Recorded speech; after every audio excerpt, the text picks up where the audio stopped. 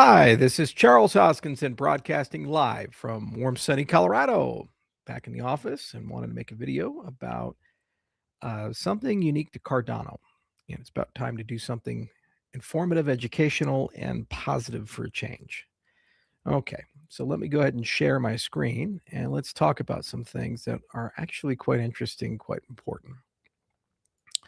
So, there's a lot of blockchains and cryptocurrency ecosystems, and there's tons of people floating around. They say blockchain, blockchain, blockchain. And right now, the markets are not reflecting a bear market, they're reflecting an existential crisis. Basically, people are asking, are cryptocurrencies even a thing? Do they even exist? Do they even matter? Are cryptocurrencies something we should care about? Or are cryptocurrencies dead? And now we're going to move on to the next MacGuffin and talk about AI or SynBio or the next big thing with exponential growth. And this video is to talk about not only why all of this is necessary, but also then make the case that as it stands right now, Cardano is the only one that actually can solve the problem. And the value of the problem is at least $300 billion a year. So let's start with a very basic pattern. Okay, so you have Bob and you have Alice. All right. And so Bob and Alice want to do business with each other. There's some form of commercial transaction. So there's something that Bob is going to do, and there's something that he's going to receive from Alice. Doesn't really matter. What matters is to enable and facilitate this, there needs to be some concept of trust. And we'll call that T. There's a minimum level of trust required for Alice to do business with Bob and vice versa. It could be trust in the money that Bob has. So, what if it's US dollars? That looks great. But what if it's pesos? Maybe not. It can be trust in the things that Bob is asserting. He's making claims here. Okay, so maybe he has a contract. There's temporal components. There's all these things. You can break business down, but the root of all of it is, do the parties trust each other? And in a modern economy, when you look at this, the cost of establishing trust on a global basis is in the hundreds of billions for just the well-regulated financial markets. Okay. So these are things like insurance. These are things like auditing. These are things like laws and law enforcement. These are things like institutions, things like third parties.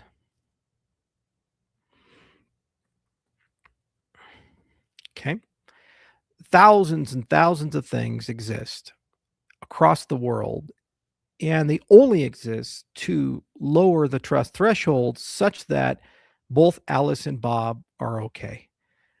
They're absolutely willing to conduct commerce with each other. Okay. So the blockchain industry didn't come out of a vacuum, it came out of globalization. And those who don't understand globalization, those who don't understand how incredibly fragile the global markets are, and they think that everything's just super simple and trust the government and it'll all just work its way out, they don't really understand not only the cost, but also the danger of having all these different third parties, institutions, and layers upon layers of trust in a transaction. So if you don't see this middle part, you see the Bob side, what Bob asserts, and you see the Alice side, what Alice is claiming, but you don't see the middle. And the middle can have 2, 3 dozen actors involved in it. And any one of them lying, even if Alice is completely honest, Bob is completely honest in a transaction, it'll fall apart because one of these third parties basically failed. So the goal of our entire industry is to shrink or remove all of these third parties on a global basis. The misunderstanding is people think the answer to that is a cryptocurrency. Cryptocurrencies play a role and they're very important, but they're not the solution. A lot of people say, oh, well, the blockchain is the solution to this. And blockchains are very important. They play a role, but they're not the solution. The solution is actually something called verifiable reflexivity. It's a property. Verifiable reflexivity. Basically, something carries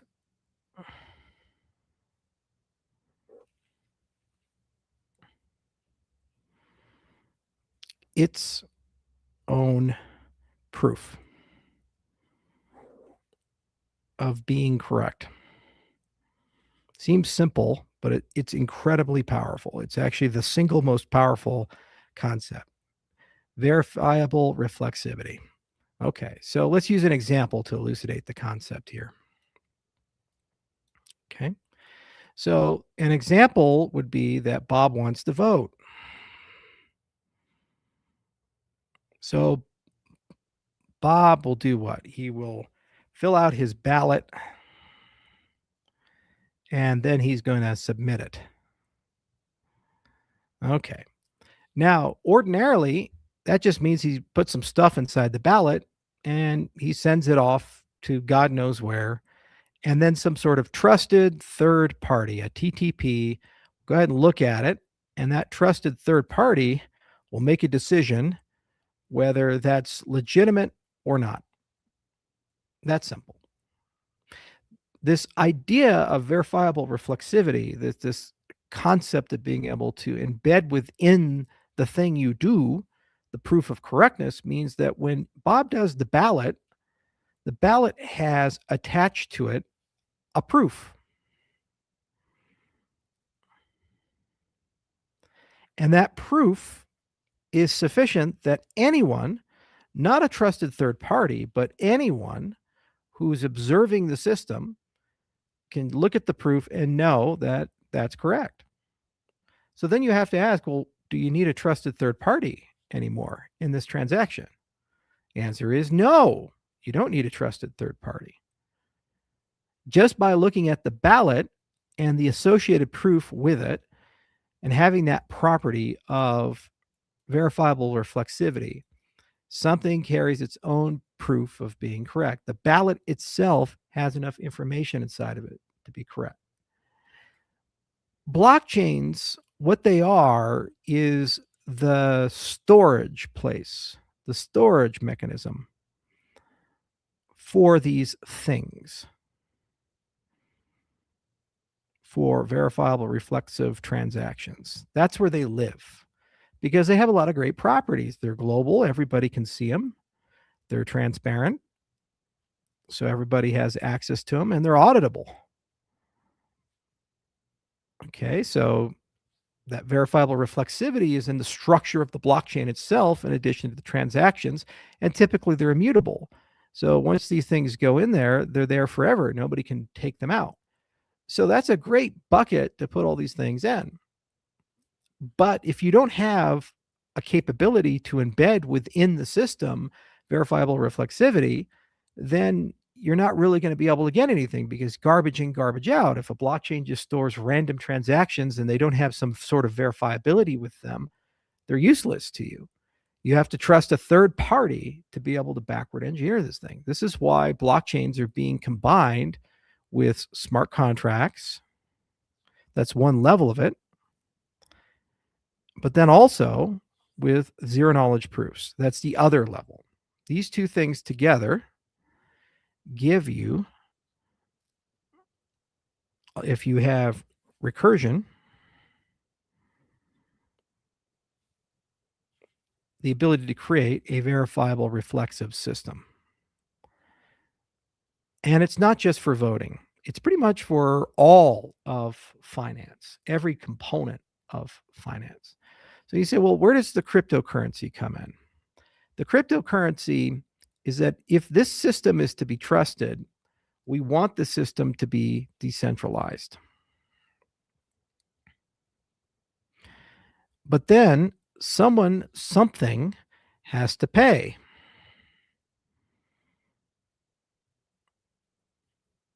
For that decentralization. Something has to pay.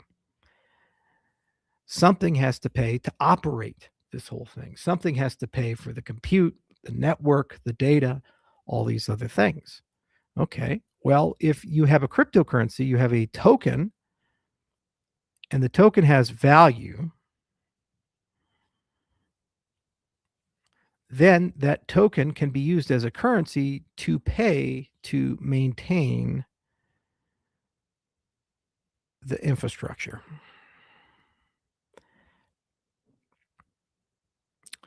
But the thing about it is, guys, I think people are missing the forest from the trees when they look at all of this.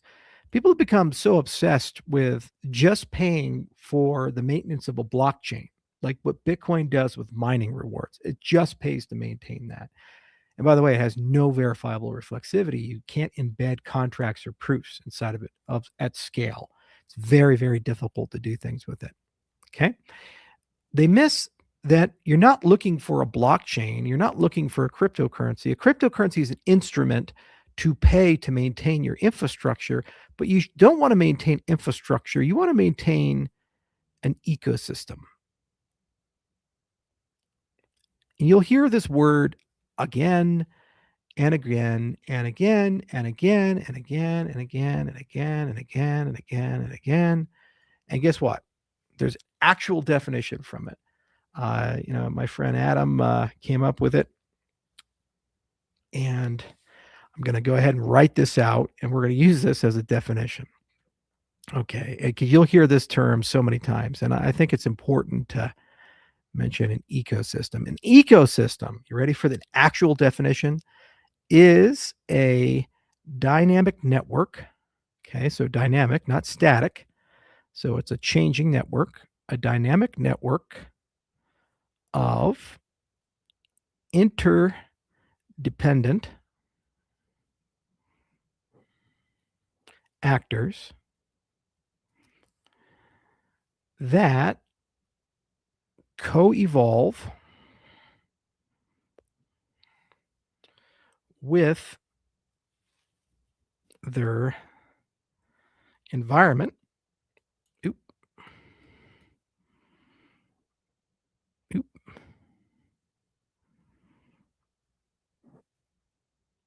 Characterized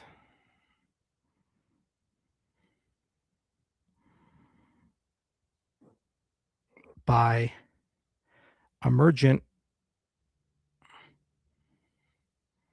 behavior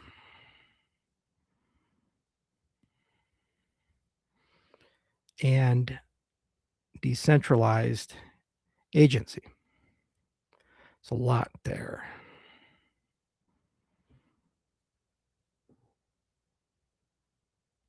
Okay, so a blockchain is certainly a component of this, but going through the definition, you say an ecosystem is a decentralized network. Okay, so when you think about cryptocurrencies, you think, oh, decentralization. All right, yeah, so decentralized matters of interdependent actors. Okay, so when you think about our things, you have I, U, and E. You have infrastructure, so you have actors that are maintaining the infrastructure. You have utilities, there's things that the chain does. And then you have experiences, and there's people who enable those experiences. So when you look at that model, you say, okay, there's these interdependent actors, and they're all interconnected with each other, and they co-evolve with their environment. Well, the environment is the broader cryptocurrency space, and then all of the off-chain linkages. Okay, so you're talking about Circle and Tether and all these things and everything else, all the Web 2 space or the Web 2.5 space, characterized by emergent behavior in decentralized agency. And this is where it gets really interesting, emergent behavior.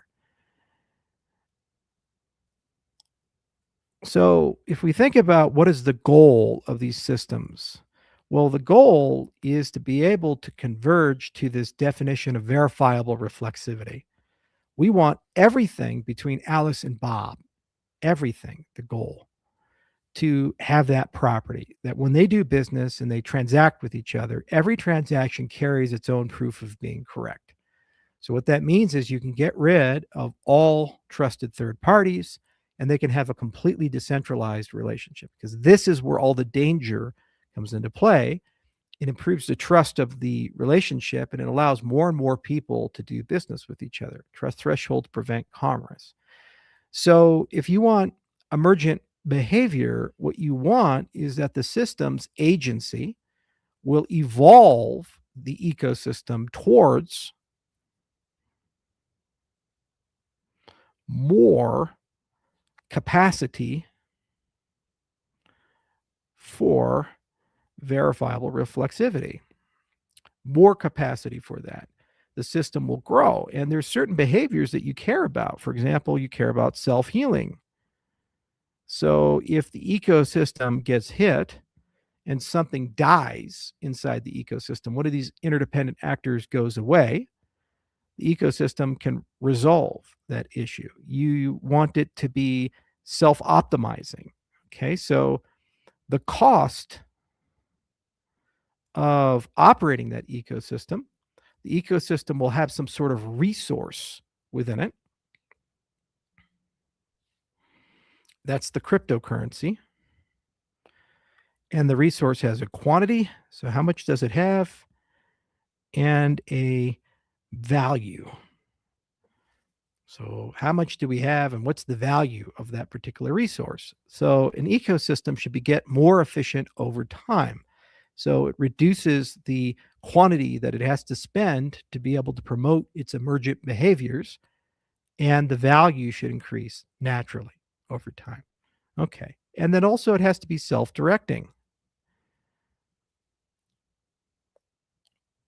So, there's some sort of goal, and that goal, the ecosystem creates a strategy to chase those KPIs, and then it's able to achieve that goal. And then as it gets closer to it, it's self optimized. And when bad things happen, it's self healing. So you don't want a cryptocurrency, you don't want a blockchain, you want an ecosystem from a strictly complex adaptive system style view. And that's a dynamic network of interdependent actors.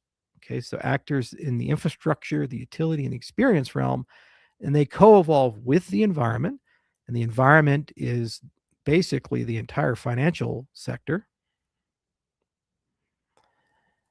and they're characterized by their emergent behaviors, and you want at least self-healing, self-optimizing, self-directing, and they have decentralized agency, meaning no one actor makes that decision. There's some sort of decentralized governance that exists for this purpose.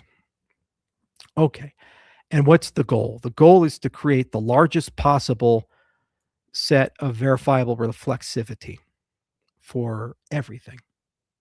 That's the goal. Okay, so this is kind of an abstraction when you think about it. So then the question is, why is Cardano the only one that can do this? Well, 10 years of R&D, it doesn't just produce some clever protocols that are science-based and they're all disconnected and they don't matter. A lot of careful thought went into this. Now, first off, you have to have an engine of decentralization. If you don't have decentralization, then what happens is you don't have decentralized agency. The entire network will collapse to a small collection of controllers and decision makers, and then you lose the ability to get rid of trusted third parties. You invite trusted third parties in to run your system. Okay. Well, that engine of decentralization is the Ouroboros protocol. And Ouroboros isn't some science experiment. It was carefully crafted to solve the blockchain dilemma.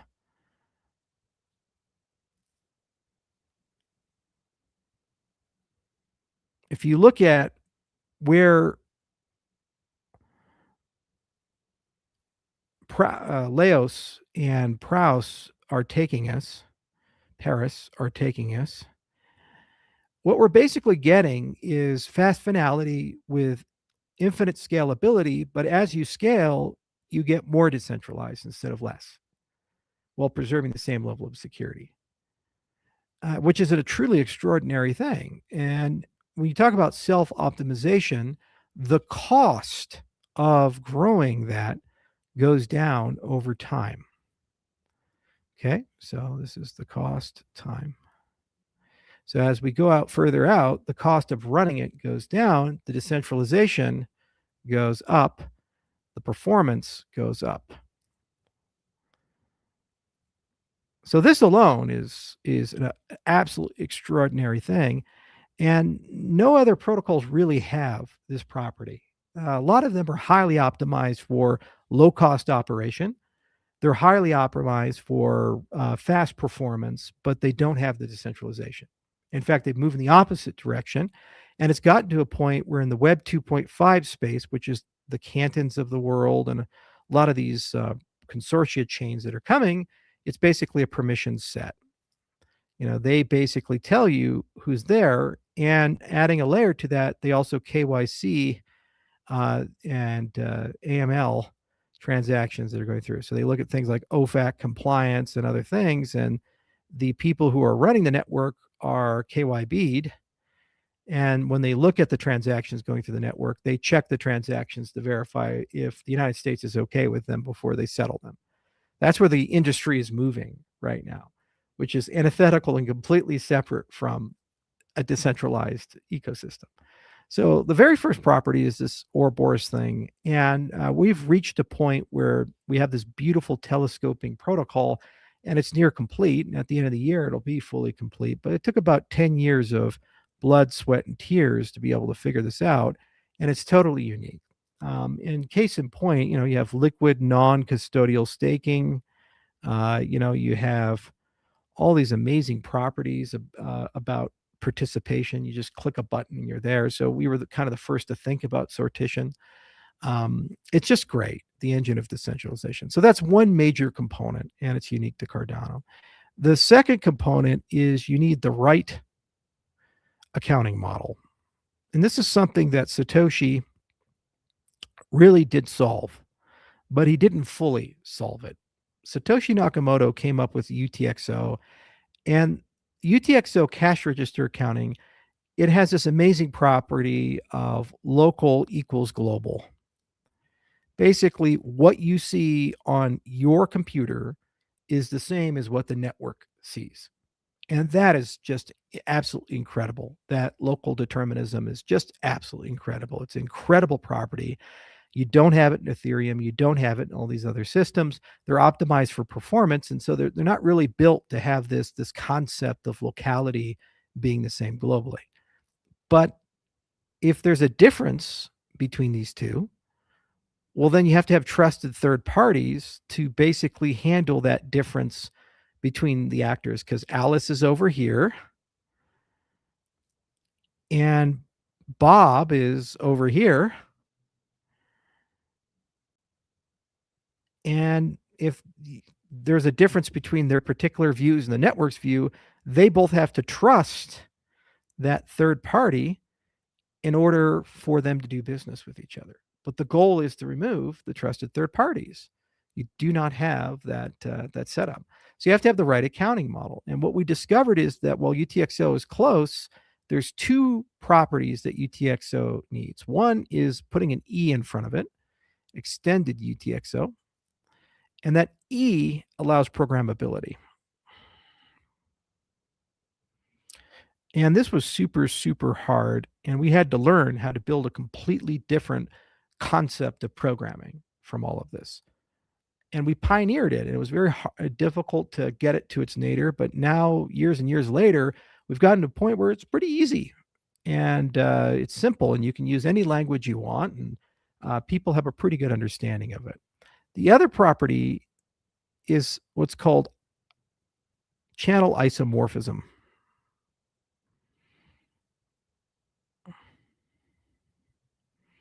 So as big as Cardano can get, you have a situation where there's the Cardano world and then there's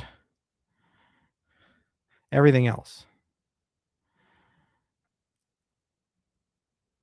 Well, what channel isomorphism means is that you can reach out and have all kinds of domains do stuff that are specific to an application. And it can be a DApp, it can be a company, it could be something. And you can do all that stuff. And when it goes back to Cardano, it's as if you did it on Cardano. So what this does is this creates infinite scale.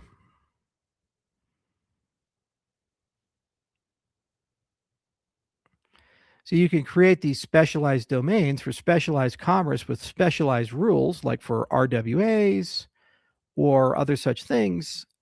You could do OFAC compliance. You can do all that kind of stuff. And after you've done all of it, when you take it back to Cardano, it's as if you did it on Cardano. It's a very unique thing that UTXO gives you.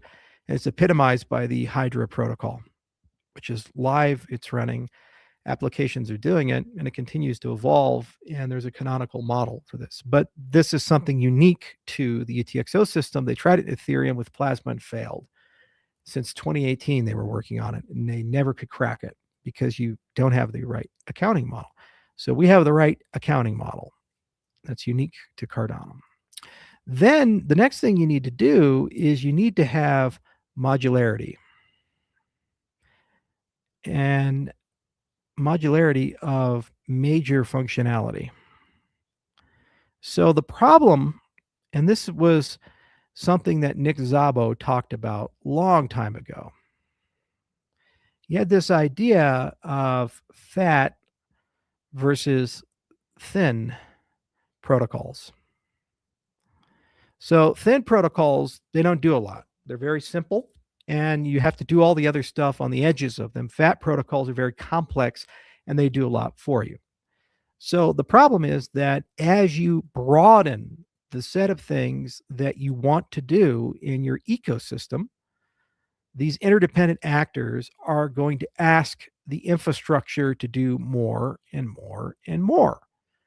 So they're going to add more built-ins, more cryptography, more zero knowledge capabilities, more programming language hooks, and all these other things. And what happens is that your protocol gets fatter and fatter and fatter. And the fatter the protocol gets, every single person who uses the protocol has to pay for the protocol. So Alice and Bob could just be using this to run a little DAO for their local stamp club.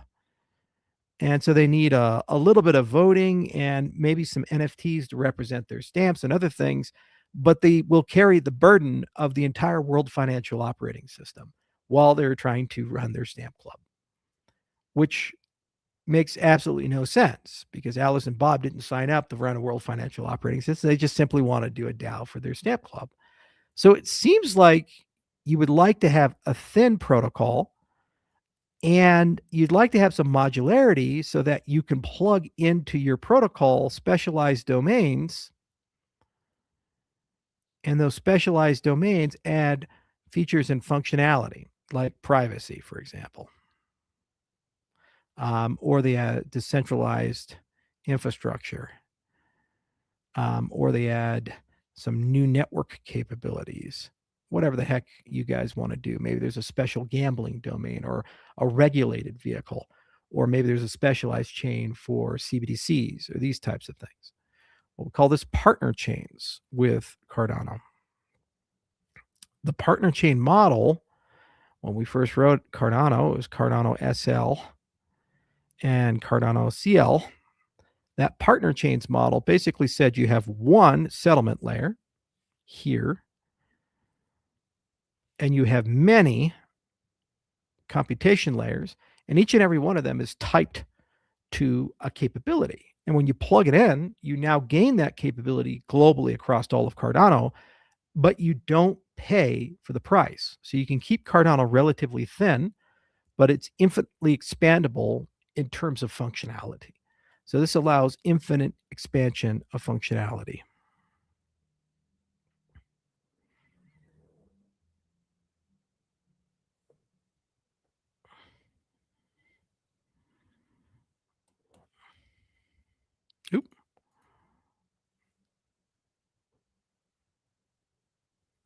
infinite expansion of functionality. So this is an infinite scale of capability on a DApp by DApp domain where you can do a lot of the expensive stuff off the chain, bring it back on.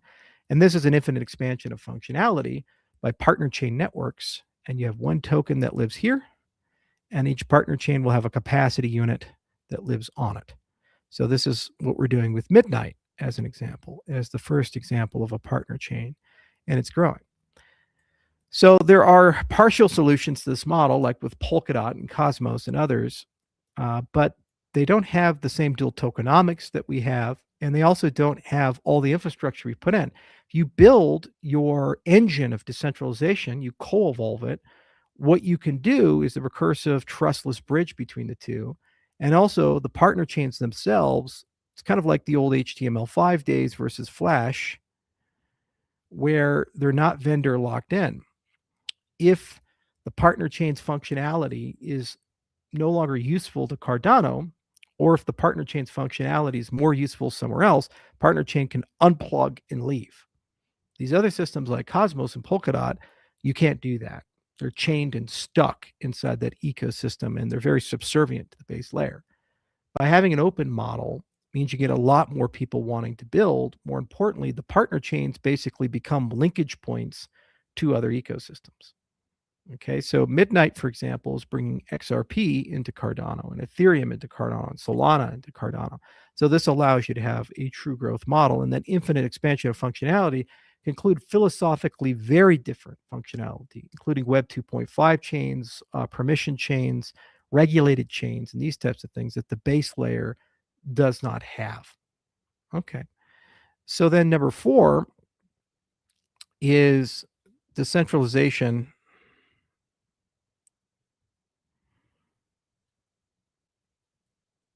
of governance and control.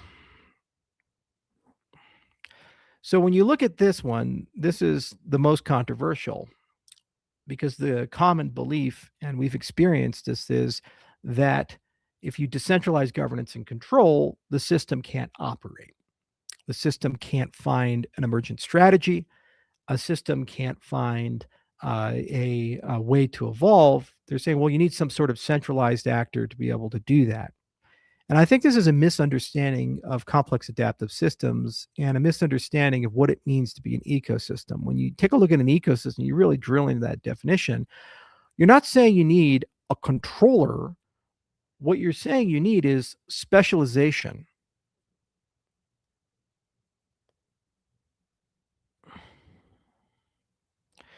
Specialization. So your body is a decentralized organism. It's not like there's a center point of your body and there's this one thing in your body. And if that one cell is removed, the whole body collapses. Instead, you have a collection of specialized organs, and the organs do different things, and they're made up of many individual cells that create an emergent property. So your brain is a specialized organ. Your lungs are a specialized organ. Your skin is a specialized organ.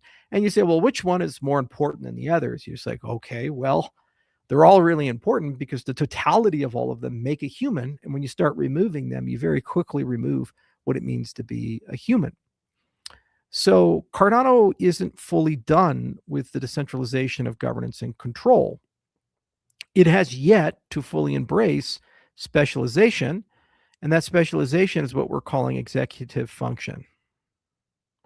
Executive function basically means that you have specialized organs within the ecosystem that can wayfind KPIs, that can wayfind strategy, that can measure growth, and ultimately can keep the organism strong and healthy, the ecosystem strong and healthy. So Cardano invested very big into creating specialization and decentralized governance, and it's the only cryptocurrency that has a constitution, cryptocurrency that has liquid democracy and liquid feedback, a constitutional committee, and through evolutions, recursive evolutions of the structure, specialization will occur, and this executive function will sort things out, will solve things. For example, it'll create some concept of a budget function, which is missing right now. It cannot be created just by an institution, for example, like Intersect. It needs to be created at the protocol level. And then it'll create a strategy function, a strategy organ. And that strategy function can go and chase KPIs. And when you talk about KPIs, I actually generated a report on KPIs, and I'll show you guys. One second, let me go ahead and bring this up.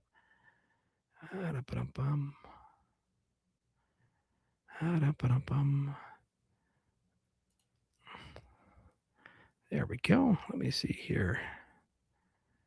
And I had it turned into a pretty little website. Okay, so let me see here. Let me publish it. And then we'll copy the link and we'll go to it. So here's hot off the press what Claude thinks the top 10 KPIs are for an ecosystem as defined by looking at all the reports that people write. So when you talk about a strategy function or an ecosystem function there, so when you look at this right here, top 10 vital signs that show whether a chain is actually alive. And so you have fees paid by the users, you have active developers, revenue retained by the chain or apps, a net supply issuance and dilution, stablecoin supply on the chain, the amount of active users or addresses, the stake supply ratio, total block value, the level of decentralization of the system, and the adjusted transfer value. So this is an example of some KPIs that people could track and they could look at. You'd then generate a strategy. The strategy would then self-reinforce and optimize the ecosystem to grow these particular things. It doesn't matter where you start. Ethereum was 0 a few years ago. Solana was 0 a few years ago. Cardano was 0 a few years ago. Once you've identified these things, if you have the right ecosystem dynamics, it can grow naturally in that direction because it's self-optimizing in goal direction. I think that's where people get screwed up. They think you've lost a cycle, you've lost everything. It's not true. So you can come up with all kinds of metrics, but the point is that some form of executive function or specialization basically allows you to pick those metrics. Then you pick a strategy, you grow within that strategy. And as long as you're growing, you have a healthy ecosystem. So you have KPIs, a strategy growth, you become stronger. So a budget function, a strategy function, execution function towards those types of things. Cardano has all the recursive governance structures that it needs. So we have the modularity of major functionality, and we can infinitely expand functionality through partner chains. We have the right accounting model. We have an engine of decentralization. And when you take these four things together, there is no cryptocurrency right now that has these properties. It's just a fact. We're very unique in all of this. And so when you scale in, you say, okay, hang on a second here. Does that mean that if you fully utilize those, can we create a dynamic network of independent actors in the infrastructure utility experiences? And can we co-evolve the environment towards a emergent behavior, in this case, one that we desire, which is the growth of those top 10 KPIs, as an example? The answer is yes. What I signed up for and what gets misquoted by the press again and again and again is, well, Charles Hoskinson doesn't care about price, and Charles Hoskinson doesn't care about this, because the price doesn't measure any of this. What matters to me is this holy grail of verifiable reflexivity. If I have that, I can remove all trusted third parties from all commercial and social transactions. And the value to the world there, I just generated a very simple report of verificational reflexivity. And I'll show you this simple report. This is just right off the cuff, just looking at the financial industry among one lens. Cost removed, the idealized upper bound is $250 to $300 billion per year. Realistically, it's probably around $120, $160 billion, just looking at the trust apparatus in the Western financial system, dealing with things like external audit and assurance, post-trade infrastructure, reconciliation and back office, custody and asset servicing, regulatory compliance, trade finance, fund administration, escrow normalization, title insurance, proof of reserves, and all these other things. For one small vertical, for the current financial markets, the value is hundreds of billions of dollars. And when you look at the totality of all the commercial transactions that this enables, including a regulation layer for AI, the value is in the trillions of dollars per year. A cryptocurrency is the fuel that enables that. If you solve this problem, the cryptocurrency is worth trillions of dollars sustainably. So the value per token is immaterial because it's about solving that problem. That's what you're looking for. And solution to the problem isn't we have a lot of DEX volume, we have a lot of TVL, or we have a high token price. Because if that solution doesn't have the property of verifiable reflexivity, then all you've done is you've moved water from one side of the bathtub to the other side of the bathtub. You go from one trusted third party to another trusted third party. You can change up the names. They can go from JP Morgan Chase to FooCorp. They can go from, Franklin Templeton to Sushi Swap. But at the end of the day, if it's still a trusted third party, it's a trusted third party. So you judge these systems based upon the functionality and ask, are they getting more decentralized? Are they a true ecosystem of interdependent actors working together? And do they have those fundamental components where that over time, the system can specialize without centralization? Over time, the system is self-healing and self-optimizing. Over time, the system can increase its social utility.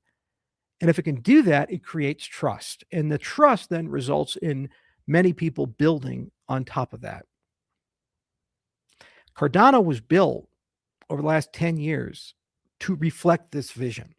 What you have before you, embedded within it, is some very special stuff that was remarkably prescient. We predicted all the DeFi hacks, which is why we embrace formal methods. By the way, that's no longer a cost. All coding is moving to specifications as opposed to code. The code is now the compilation step. You write specs like OpenSpec, or in our case, formal specifications. So you no longer have to care what the underlying language is. You're asking, how do I make it correct so the AI can write it? We have a massive built-in advantage there. We predicted that the majority of things that happen will happen outside of the blockchain. Channel isomorphism solves that problem. It gives you the ability to do it outside of the blockchain, and it's okay because what happens can come back in and it has the same security guarantees. With the modularity, we could plug in state-of-the-art solutions without having to change anything in Cardano. Midnight is a technological leviathan. The technology in Midnight is more sophisticated and riskier than the technology in Cardano. If we try to pull it into the base level of Cardano, it creates a very fat protocol. And it's expensive to maintain. Also, if you make a mistake, all of Cardano collapses. When you're modular, if that module fails, it doesn't kill Cardano, which builds trust in the underlying system. And when you look at Ouroboros, it's the only protocol that solved the blockchain trilemma. And we know this because we spent 10 years chasing it, and it's so difficult to implement. And we know how to achieve throughput, decentralization, and security all together for that. And it gets more decentralized over time, not less decentralized. Where we have failed is in the narrative war. And the reason being is that's the weakness of a decentralized ecosystem. When you aspire to practice what you preach, no one speaks for the decentralized ecosystem. Who's doing the speaking with my body? Is it my lips, my tongue, my brain, my peripheral nervous system, my lungs, pushing the air out, my vocal cord? Which one of these things is in charge? I'd like to think it's the brain. The brain's pretty useless if it doesn't have all those other systems. And if they're not there, it just won't come out right. And how do I know this is actually right? I have ears and I'm hearing. Well, if they're not working, what's coming out of my mouth is different than what's saying. It's the problem with the decentralized ecosystem. So no person speaks for it. And as a result, then, when people speak on behalf of it on the outside, What they do is they reduce the entire ecosystem to a single metric that matters to them. One of those KPIs. So if it's price, it's price. If it's TVL, it's TVL. If it's revenue, it's revenue. And they say that because it doesn't look good versus a comparable, it's a failed ecosystem. Meanwhile, I look at it and I look at it like a complex adaptive system and I say, is it recursively self-improving? Is it self-optimizing? Is it able to solve that problem of verifiable reflexivity? Because if it can, we have created something that has improved the human race. When you think about the human race, going meta for a bit, you have to ask a very basic question. Are you happy? Are people happy? Do you have trust? Do you have faith? Do you have happiness? And do you believe that tomorrow will be a better day than today? The answer the vast majority of people in the Western world say is no. They don't believe tomorrow is going to be better. They don't believe their money is going to be worth more. They don't believe institutions are self-correcting and self-improving. They don't believe that things are getting better. They say things are getting worse. And what we've done to try to solve these problems is become tribes. Tribes feed on strongmen, and they feed on narratives that have no connection to reality. Every major event, we now have multiple interpretations of the same event. It's just where we're at. How can we do business with each other? How can we trust each other? And how can we have empathy with each other? How can we understand each other? How can we build a cohesive society if every time something happens, we look first to our tribe to interpret that, not to the facts and the objective reality? And we have no basis of verifying things anymore. Because without the property of verifiable reflexivity, you have to get it verified by a third party. You look at the state of California. They're having an election. Ballots are being counted. We don't even care about the election mechanics or any of the things involved in the actual verification. Your political party will tell you whether that's a fair election or not. The media and the Democrats will say, just say it's completely fair. There's nothing wrong with it whatsoever. And Trump Republicans will say it's automatically crooked. Neither of them have any nexus or connection to the actual mechanics of the vote. And neither of them are trying to solve the underlying problem. The trust infrastructure is broken. Shouldn't it be the case that every time a vote is proposed, embedded within the vote is the proof that the vote is correct and the voter is legitimate? Verifiable reflexivity. Pretty simple, and it would completely resolve the trust problem. The absence of that means it's choose your own adventure. It's too easy to just say the third party is corrupt and crooked, especially if the third party has failed in other things. Trains to nowhere and Somali daycares and all these other things. Depending on one's politics, you look at it and there's no trust there. And I'm not picking a political side. What I'm saying is the trust infrastructure of the world is broken, badly broken. If you want to fix society, you have to create common ground that all people, regardless of the tribes that they belong to, brings us together, and we can objectively know that those things are real. The problem with artificial intelligence is that it also damages the foundations of that. Generative AI is going to make it functionally impossible for us to trust our eyes and our ears. The things we hear and the things we see, you have no idea if a human did it or a machine did it. So what the tribes will do is if anything you see and hear is contrary to their version of reality, it's fake news. It's generative AI. And anything that confirms their version of reality, it's the truth. Does that bring us closer together, or does that drive us further apart? That is why I'm focused so much like a laser on solving that problem. The blockchain is the container where that solution lives. When you look at the smart contracts and zero knowledge proofs and recursion and these other capabilities, that is the raw language upon which we solve that problem.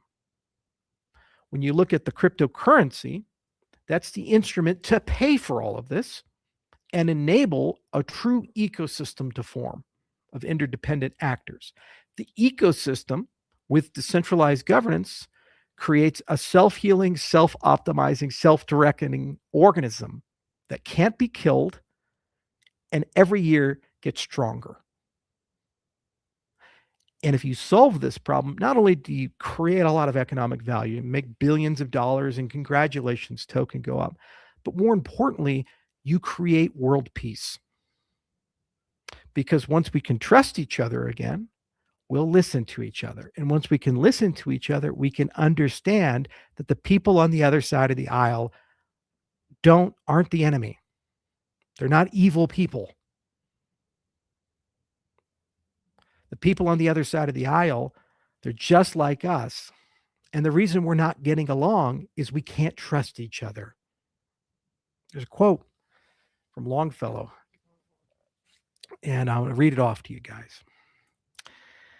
If we could read the secret history of our enemies, we should find in each man's life sorrow and suffering enough to disarm all hostility. That's the reality. Every person you hate, there's pain there. Every person you disagree with, they have a perspective that came from their life experience. We can't trust reality. We can never understand that. And we have to regress back to the groups that give us comfort. The anchor point to solve this problem is just one thing: create marketplaces and create interactions built on the thing we do, carrying the proof of correctness with it. It's not a destination, it's a philosophy. Like enlightenment is not a destination. It's a philosophy. It's an act you do. You can never truly achieve full verifiable reflexivity. But using a blockchain as a container in a decentralized ecosystem that gets more decentralized over time, that's self-sustaining and self-directing, means every year you get more of this capability, which means you can build more trust with people. And the institutions built on top of that are self-correcting and self-optimizing. And those institutions then bring millions of people, eventually billions of people together, and we have no reason to hate each other anymore or disagree with each other because we understand each other's points of view. I don't blame anybody for where we're at. 3 things have happened in a very short period of time that have completely destroyed our ability to get along, and it's no one's fault. 1, globalization happened. We went from predictable, understandable buckets that were separated from each other, and special people would travel between them, but the rest of us would live in our bucket, to one big bucket. And those buckets kept their legacy concerns, their cultures, their languages, their biases, and other things. And we didn't resolve that. So that alone creates enormous friction of us versus them.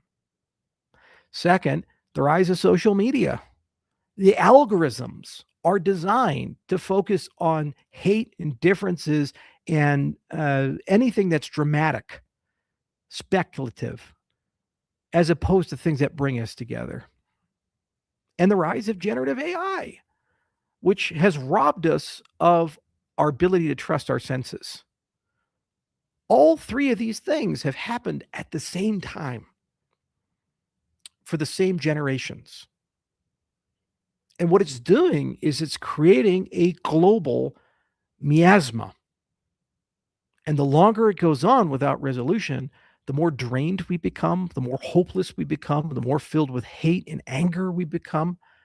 And you'll see it if you go to YouTube and you see a lot of Gen Z people and a lot of millennials, And they say, I just don't understand life anymore. Everybody's angry all the time. Everybody is just really frustrated and no one's getting along and no one seems to have any depth and everybody's just distracted and no one really wants to invest in anything and everybody feels like everything's a lie. They're right because of those three things. The solution isn't get rid of the orange man and bring in the California man. The solution isn't pick this philosophy over this philosophy. The solution isn't deport everybody and only one culture is going to win and suicidal empathy is the greatest evil of all society. The solution is focus on the root cause of everything.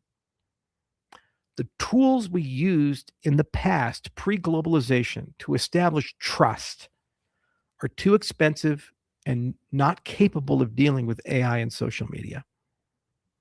They just don't work.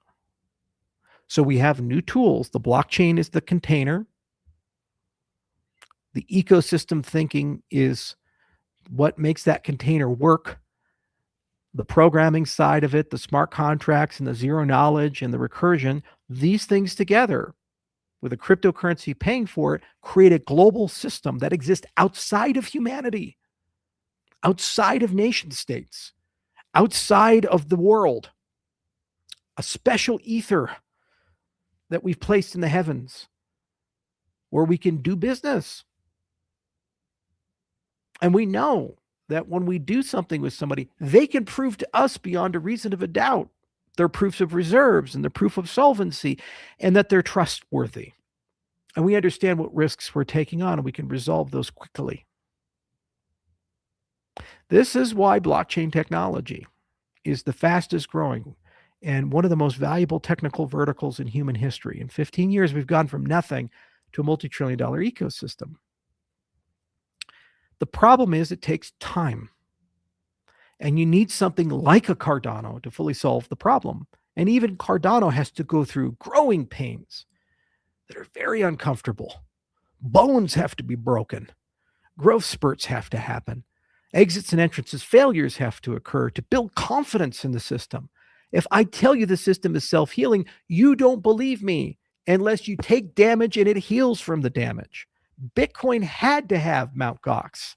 Bitcoin had to have Silk Road to exhibit a property of self-healing and self-restoring. We had to have the soft fork to prove that Cardano's there. We have to have governance crises. You have to lose confidence in your founder for Cardano to get to the next level. Because if it survives that, it means it's a self-healing system. And the next level of governance has to demonstrate specialization, or else you're an amoeba. You have to develop an eye, an ear, a brain, these types of things for the ecosystem to come up with KPIs and achieve them. And we'll get there. And people act as if it's not solved now, it's over. But the other founders and the other competitors, what they're telling you is their job is to make a token valuable. Are they having this conversation with their followers? There's many ways to make a token valuable, but none of them have the depth and meaning and social impact out of all this. Because deep down inside, ask yourself something. Would you like to live in a world where people don't hate each other? You can trust what's on the news. You can verify anything you see without having to trust anybody, and you get along with everybody? Or would you like an extra $1 million in your bank account? The very naive, the very short-sighted, the starved will say, I want the $1 million in the bank account. But the wise people will realize they want to live in a world where there's harmony and peace and we actually get along with each other. The money means nothing in chaos. The money means nothing in division and hate and anger and anguish. And the great paradox of it is that if we actually create that world, whoever does, they have created the single most valuable institution in human history. Not trillions, tens of trillions, quadrillions of dollars of value. Money's meaningless in that context. It's so much more valuable. Be the richest man in the graveyard, but the true thing is, create world peace. So these other founders, they're running around telling everybody, we have this strategy, token price up, we have this prediction market, we have this DApp, and we have this thing. Yes, for the time they have it. And then a hack happens in Kelp DAO, and Aave loses a third of its TVL. And then the next guy steps in, and the next guy steps in, and then the next guy steps in. You're big until you're not.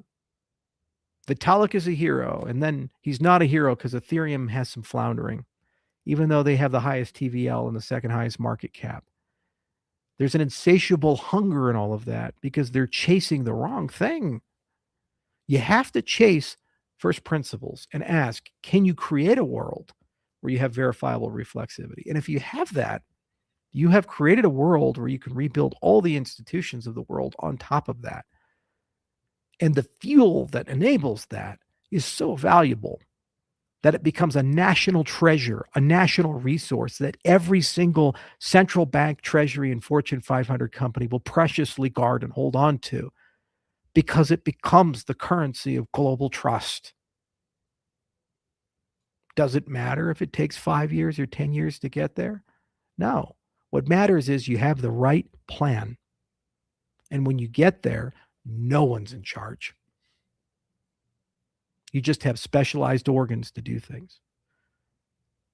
And I've already outlined, Cardano is the only one who has all these properties. So there's an inevitability. If people keep pushing and keep growing and keep investing in it, that we will win and we will surpass Bitcoin. There's an inevitability about all of it. I'm not perfect. I'm so far from it. People write books about it. And no one is immune to the corruption of social media and the world of excess. The longer you stay in those toxic hellscape tar pits, the more damage it does to you emotionally, spiritually, physically. It takes from you and it makes you old and it wears you out. And when that happens, sometimes you lose the forest from the trees and you get lost. So I spent some time in reflection and I asked a fundamental question. Do I still believe in the things that I built? And do I still believe in the direction and the philosophy? And I do. I do. I do also know that it's a hard road. And I do also know that it takes a lot out of you.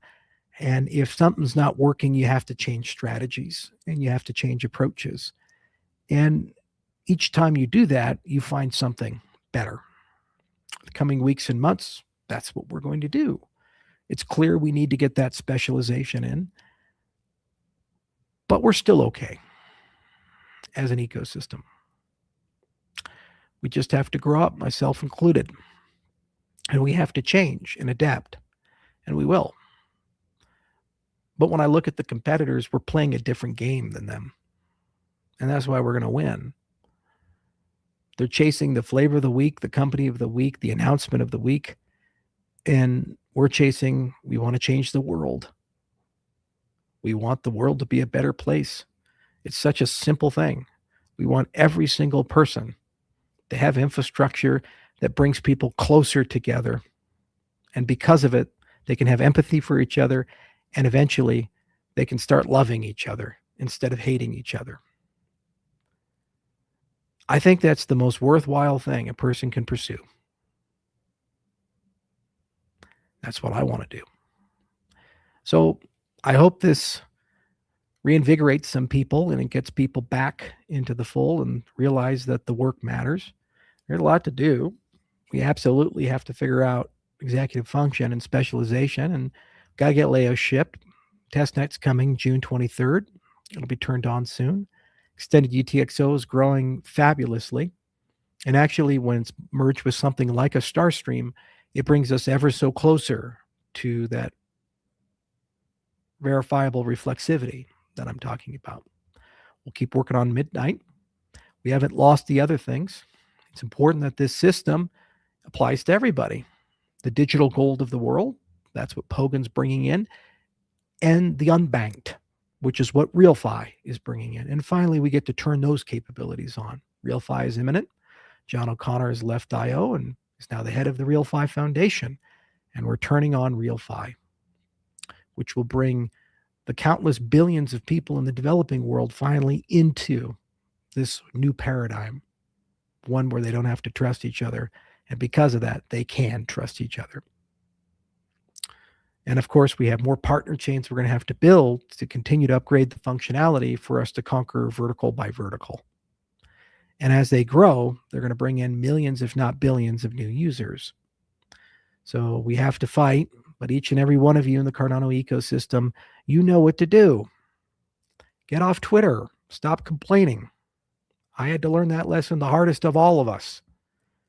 Pick up a shovel and get back to work. Your work matters. We have to win. The alternative is that we regress back to Web 2.5 and then back to Web 2. The biggest areas of growth in our industry have not been in Web 3. They've been in centralized institutions wrapped up with some blockchain technology, adhering to the regulations of a particular nation state here and there with owners and permissioned only networks. I don't know about you, but I didn't sign up to make that part of the world just a little faster, a little bit more profitable. I signed up for a revolution, and I signed up for a world where we don't have to have any of these people anymore. So let's pick up the shovels and get back to work. We got a lot of work to do. We got a lot of people to bring on in. We have to start growing again. We stopped growing. And there's no reason we can't start growing again. But you grow from first principles. Get them on board with the philosophy. Get them on board with what we have achieved technologically and remind them this is the only way that we can win.